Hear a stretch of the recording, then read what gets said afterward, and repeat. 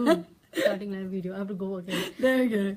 My name is Dav, and I'm here today again with Sarah Windrum for our second Facebook Live. And today we will be talking with Sarah, CEO of Emerald Group, about business continuity plan. So, hi Sarah, welcome to our second live. I and know. We had a good review last time, We isn't did. it? We Yeah. really enjoyed our first Facebook Live, hence why we are back again. So, business continuity. Yes. What is business continuity, and how do you explain it in Emerald's world? Okay, I will explain business continuity. So a lot of people think business continuity is about disaster recovery, or it might be about recovering from a cyber attack. It could well be that, but actually it's just about keeping your business running. So it's just about keeping your business operational.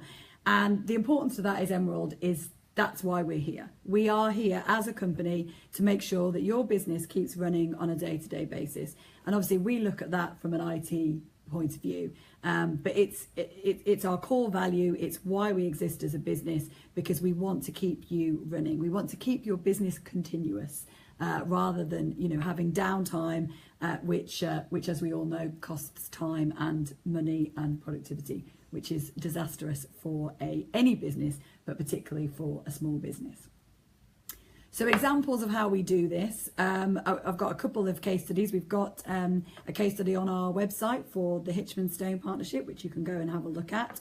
And they are an architectural firm based in Warwick. Oh, Lucy Graham said hello. Hi Lucy.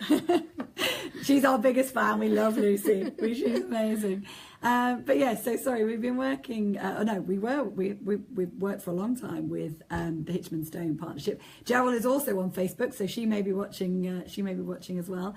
And we started working with them actually. They had a very busy period as an architectural practice, lots of work going on, lots of projects going on, and they had their server fail.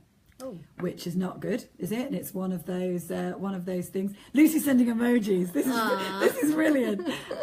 So yeah, that's not good for a business. It's hardware. It happens. And their existing, their IT company that they were using at the time basically said, we can't get you one for 2 weeks. You're going to need to pay X amount of money up front, and we need this paperwork and this order and blah, blah, blah, blah, blah. And she came to us. She'd been recommended to us by another customer that we work with, and came to us. And basically our priority was to get them back up and running again. It wasn't to make money. It wasn't to make sure we ticked all our boxes and got all our red tape sorted. It was to make sure that that business got up and running. So we have loan hardware here. We had a loan server which we sent out and with an engineer, and luckily Gerald took very good backups.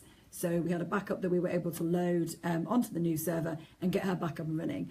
And once that busy period had subsided, then we can talk to her about new servers, costs, etc., etc. The last thing you want to do is to hold anyone to ransom when their business is not functioning. And they don't want to hear about it, isn't it? Exactly. They just want to be back up and running again.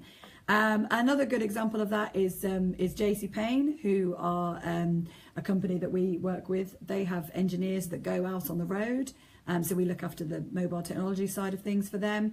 And yeah, our priority is always to keep them operational, because their engineers have got phones which they run their software on. If that phone is smashed, broken, not working, lost, whatever, that engineer can't function. So that's loss of productivity, loss of time, loss of money. So our priority is to make sure that they have something ready to go, so that if anything were to happen to the hardware, we've got a backup ready for them. Yeah. And that's our priority, really. That's why we exist. And that's what business continuity means to us. Okay, and as we all know, we would have read the newspaper today, British Airways did it again. Oh, so there you go. Thanks, British Airways. So they did 20 minutes downtown today, and it was really a big cost. So, yeah. So I don't think so. They have a business continuity. They clearly don't have a business continuity plan, and they should. They should speak to us. Yeah, they should speak to us about it. Anyway, going forward, what is, as a business, okay, small or a medium business, what we at Emerald deal with, what is the 3 major procedures every company should have in the business continuity plan, so that they just don't go belly up, if something happens, like you explained, what should they be doing about it? Yeah, certainly. So, I mean, a business continuity plan sounds grand. It doesn't have to be. It can simply be some bullet points that you've made. But there are some key things, as Dav said, that you need to think about. So one is to make a list of your critical IT functions. So that could be things like your phone line, so your incoming and outgoing calls, your broadband. That's pretty critical to your day-to-day running, I imagine, of your business. Databases and applications, so that might be databases like Sage, it might be a CRM system that you've got. Applications could be things like email, etc. that you're using. And again, with email, that's probably a critical function for you in terms of communication, perhaps internally within the business and customers as well. So that's another critical IT function. And your files, what we call your flat files, your data. So that's Word, that's Excel, or the Mac equivalent. That would be a critical function within your business to have access to that data. Mm-hmm. So that's your first thing. Make a list of those critical IT functions. Now, the second thing is to make a list of the points of failure that they will have. So if you're thinking about your phone lines and your broadband, there could be a fault on the line. There could well be construction work, cutting through lines. We've all probably experienced that at some point. You could have hardware failure, as we've heard. It could be as big as a server. It could be as small as your mobile phone failing. Those things need to be covered. You've also got data corruption that you've got to think about. That could be, a cyber attack, a ransomware virus. Oh, Gary's joined. Hi, Gary. Hi, Gary. Thanks for joining us. We're talking about business continuity. Very exciting. Not as exciting as Gary doing the indoor Tour de France, which is just amazing. Yeah. That man is crazy, but amazing. But so we were talking about points of failure. And so I've got data. Your data could be corrupted. Obviously, that's a real issue for you there. And we talked about email faults as well. So that communication gone from your business. So you've got make a list of your critical IT functions and then make a list of their points of failure. And then what can you do to cover yourself? So if anything were to happen, what have you got in place to cover yourself? So there's things like your service level agreements with your broadband provider and your phone line provider. So people like TalkTalk, for example, they're nice and cheap, but their service level agreements aren't great for business. You might be waiting 3 to 5 working days to get your broadband back for somebody like TalkTalk. BT, City Fibre, Warwick Net, more expensive, but you could have a 4 to 8 hour service level agreement, so you can get your broadband back within a working day. So what's Gary sent us?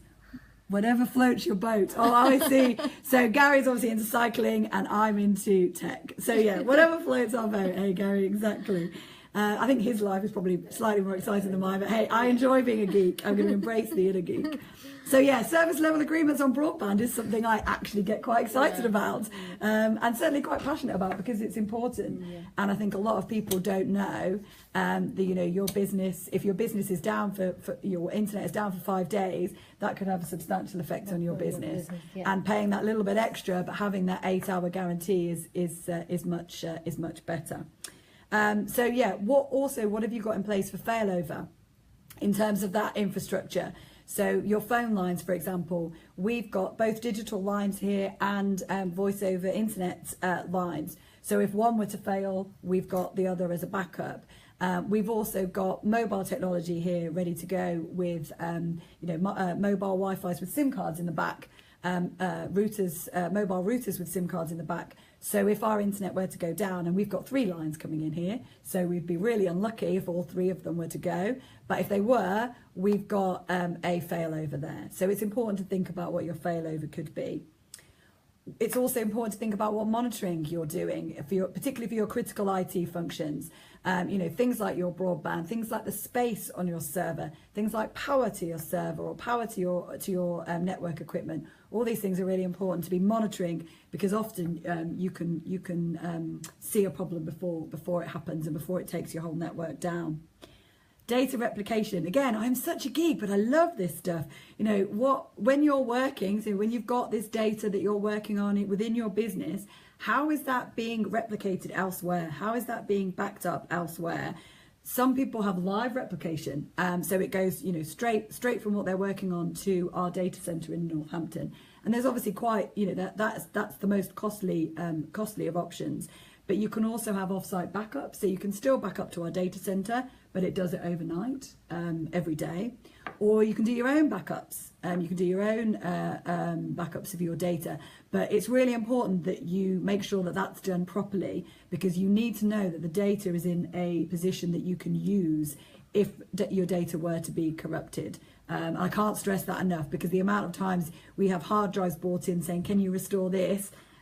And it's just not in the right format. And you know, we do regular tests on our backups that we have going to the data center, so that we know we can do that restore for businesses, and that's really important. Because if data has been backed up, but if you can't restore it, then we are again in the exactly. Then there's no point. So you know, speak to a professional. Do have a chat about that. I'm more than happy to have a chat about that if you're concerned about your data, or you want us to see if we could run a restore on it. And we've got a couple of customers that we're doing that for as part of their business continuity planning. So that's really important. And also, we've talked a lot about hardware failure, and you know, that's something that could happen at any point. So what replacement hardware have you got, or what have you got in place for replacement hardware? And you could have things like a cold standby, which is basically a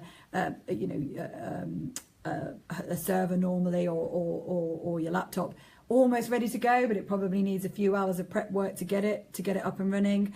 Or you could have a hot standby, which is literally ready to go with the flick of a switch within 5 minutes. So again, these things are really important to think about what your business needs, because it might be okay to be without a server for a day. It might be okay to be without your laptop for a day. But once it starts turning into 2 days and 3 days and 4 days, that's when you're thinking about loss of time, loss of money. Yep. So as you was talking, I was just thinking that, does the businesses really look at SLRs, their contracts? Because this is a very important point you made, isn't it? Yeah, service level agreements. Yeah, they really should be looking important. into when they're going into, like with BT or any other provider, they must be looking into it, isn't it? It's definitely. a very crucial point. Besides restoring your data and everything, SLR is also a very important clause, isn't it, for the business? Definitely. I mean, it's really interesting because we sell broadband. It's not one of our big sellers. We don't make any money on it, and we won't sell cheap broadband for that very reason. And we get a lot of, Talk or PlusNet or this company or that company are offering it to me, at £15 a month or £20 a month, and it's like, and there's a reason for that, and that's fine if you're happy not having internet for 5 days. But most businesses, internet for a week, without internet for a week is could cost them more than paying that little bit extra per month and having the right service level agreement in place. And it's also for like a one-man band also, like people who are working from home and everything. Anybody, they should also be looking into anybody whose internet is crucial to their business, find out with your provider what service level agreements that you have, and what service level agreements they can offer if they're not good enough for you. So yeah, that is a really, really important point, and something that I get passionate about. Yeah. So now, as an Emerald, okay, so what help or what Emerald can provide in case of something happens, and for the business to be operational. Okay, so and there's not much loss of productivity or any repetition for them. This is how Emerald can help them to be back on their feet quickly. Yeah, okay. So Emerald, I mean, as I said, this is keeping you operational is why we exist. It's why we set up the company in the first place. We're really passionate about it. It's really, really important to us. Oh yeah, Gary says not having internet would be a nightmare. Certainly for him, Mr. Social Media, Yeah. Mr. Social Media King. And Stacey Calder too, who is the queen of social media. Yeah. The king and queen of social media would really struggle with no internet, that's for sure. But yes, so that where Emerald can help, I mean, certainly we can look at your broadband service level agreements, but unfortunately, I always say this, we don't own the infrastructure, so there's nothing that we can actually do about that. But there are things that we can do about some of the other things that I've mentioned. So proactive monitoring is a massive part of what we do. So we will be monitoring the internet providers. So if there is a major outage, we will normally know about it in advance and be able to just, I mean, we can't do anything about it, but we can let you know that it's happening, and hopefully how long it is until there'll be a fix for that. But we also look at other things, as I said, in terms of power, in terms of heat, where your servers are kept. If they're kept in rooms that are warm, there will be a point where they won't like that, and so that's one of those things that are important to be monitoring. So these are all the things that you probably don't think about that we look at. Your critical IT health really is what our proactive monitoring keeps an eye on. But we talked about loan hardware, and again, that could be anything from a server to a mobile phone. We don't care about anything apart from keeping your business running. And if that means loaning the equipment out, we have got it here ready for you to use. I've also mentioned our data centre in Northampton. That was a substantial investment that we made in that. It's a tier 3 data centre. So, it's super secure. And also it has its dedicated pipe going in. And again, we've invested money in making sure that we have a dedicated amount of internet capacity and speed there as well, because again, that's crucially important. And from our data center, we run Emerald Cloud, which is effectively, if you think about it like Dropbox, it's our own version of Dropbox. So it's, where your data is, it's super secure, and we can keep an eye on it, but we've got that there and control access to it as well. I mean, that's one of the other important things. I was talking about that with a potential new customer today about how important it is to make sure that access is controlled for your data. So that's what Emerald Cloud does, and that's obviously what we can help you with. But also our backup facilities, that's where our backup facilities are based. So if you take offsite backup with us, if you take live replication with us, that's where your data will go, and it's triple encrypted there. I mean, it's basically the highest level of security below the Ministry of Defence. So that you're completely safe with that. But it's really important that you have that offsite backup, whether it's something like that or whether it's you just unplugging your hard drive and taking it home. Because we've had experiences of fire and flood, and as you heard with Hitchman Stone and their server failure, you are only as good as your last backup. So it's really important that you know how good that backup is. And again, that's something that we can help with. And we're also we also work with our customers on failover. So for example, you were talking about incoming and outgoing calls. Are you a company that cannot be without phone communication, in which case you're likely to need a failover from that if something were to happen to one of your phone lines, and vice versa with broadband. Obviously Gary there can't be without internet. What failover has he got? Probably mobile, a mobile SIM card that he's got there if anything were to happen to his broadband at home or in the office. So that's really important. Oh, who have we got joined? Claire McLaughlin, is it? Hi, Claire. Thanks for joining. And talking about business continuity, very, very exciting. It is. I just love this stuff. I don't know about you. I do love this stuff. I know it's really exciting, isn't it? Yeah. Well, it's just so important, and I think it's one of the things that doesn't get neglected. But actually, you want to keep your business running. And there'll be different businesses will need different levels. We've got financial services companies that we work with that they basically can't be down. They're like BA, sorry, they can't be down for 20 minutes. But then we've got other companies that it's okay to be down for 4 hours or 8 hours, but the following day they need to be back up and running. And again. also everybody doesn't understand, even if they're running a business, they don't understand IT stuff, isn't it? Yes. So this is like I'm just enjoying it because it's a very simple language. And people can get the core points, what they need to do, but in a very simple, and they can come to you for all technical stuff, you know. But this is very simple to them, that what they should be doing. Yeah, absolutely. And it's about business people doing the bits that they can do, and that they, you know your business better than I do. you know what is critical, and exactly as you've said, it's about using companies like Emerald to do the technical bit. You tell us, don't let technology be your master. You are the master of technology, and it's for you to say, right, my conveyancing department is business critical. I cannot be without that department for more than an hour, and then we can say, right, this is what you need to do for that department in order for that to happen. But then you might say, well, actually, if it's my my finance department, if my supplier doesn't get paid for 2 days, that's not the end of the world, because we can communicate with them. So it's all about knowing what your business critical departments are. Mm-hmm. Okay, so now just to sum up what we've been talking about, which has been really liberating, because it's really informative what we said just now. But can you just sum up quickly on your final top tips, what the business should be doing? I can try, yeah.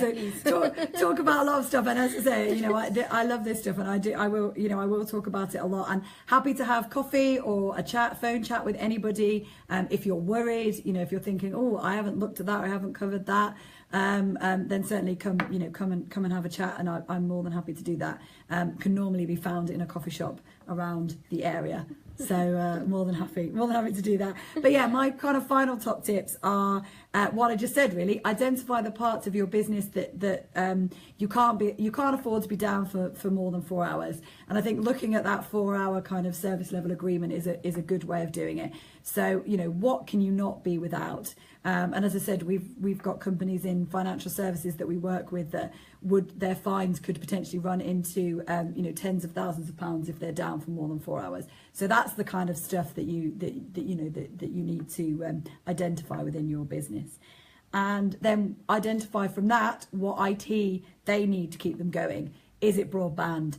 Is it email? Is it access to Sage? Is it access to a CRM system? What is it that those critical departments will need in terms of IT to be able to keep running? Mm-hmm. And then what can you put in place? So what can you put in place to ensure that you have a failover? And I guess that's where come and talk to businesses like Emerald, because that's where we can help. So we can say, okay, you've identified these departments, you've identified what IT is needed, and we can come in and show you how you can put your plan in place if anything were to happen.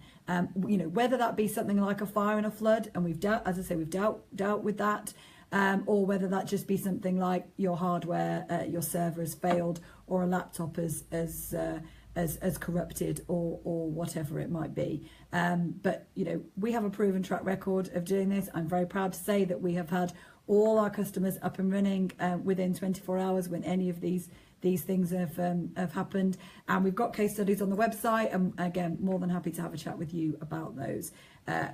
We're here to keep your businesses continuing. That's why we exist. Yes. Yeah, thank you very much, Sarah. No problem. It was so much of information, and yes, it was information really, overload. Probably no, it was not actually. It's not. I won't say overload. It was really very informative information, because Good. Then the businesses can know, what they have to do in just a simple steps. Exactly. So I really thank you for that. And as I said, Sarah said that our case studies are on not only on the website, it is on Facebook, it is on our LinkedIn account also. And yes, if you need follow any us. help, Look at us on Facebook. Follow us on LinkedIn, and, Twitter. We have a YouTube channel also. We do. Up and running now. Channel. So all our videos will be there. So you can like them and follow them, and just try to get some tips from there. So, and our number is all there. It's 01926 452 462. Call us, have a chat with Sarah, and we will be here to help. Thank you very much again. Have a nice evening, everybody, and thank you everybody who joined us. Yes, Gary and Claire and Lucy. Thank you. Thank you, and we hope we will have more people viewing. Okay, take care, everybody. Bye.